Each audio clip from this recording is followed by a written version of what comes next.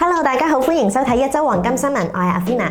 上個星期嘅黃金市場走勢好反覆啊，好多投資者都以為金價一定係日日升啦，但係其實金價嘅高低差位都接近137美元㗎。換句話嚟講，即係短炒嘅買家，如果睇中咗個波幅嘅話，其實賺錢嘅機會都唔細㗎。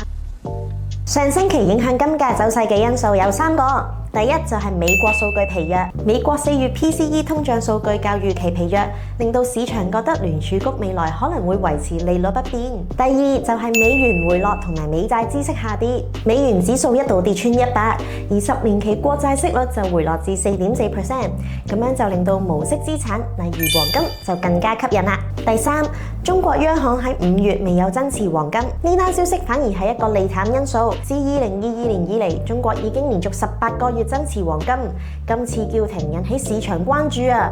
金價一度下試低位，好多人都覺得而家啲黃金咁貴咁高，係咪應該等佢回落下先至入貨呢？等佢跌下先買？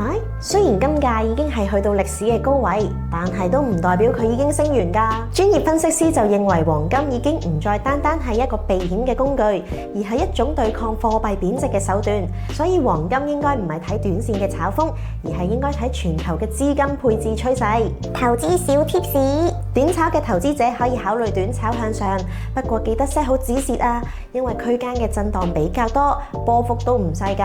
而長線嘅投資者就可以留意下，如果金價冇跌穿3050，就可以繼續持倉。建議大家可以以分批買入嘅方式建立長線倉，控制成本。最後，當通脹未完同埋地緣局勢未穩嘅時候，黃金依然係一個最好嘅資金避風港嚟㗎。如果大家想了解更加多黃金嘅資訊，記得 follow 我哋 Instagram 啊！當然都唔少得幫我哋 like、share 同埋 subscribe 我哋 YouTube channel 啦。我哋下次見。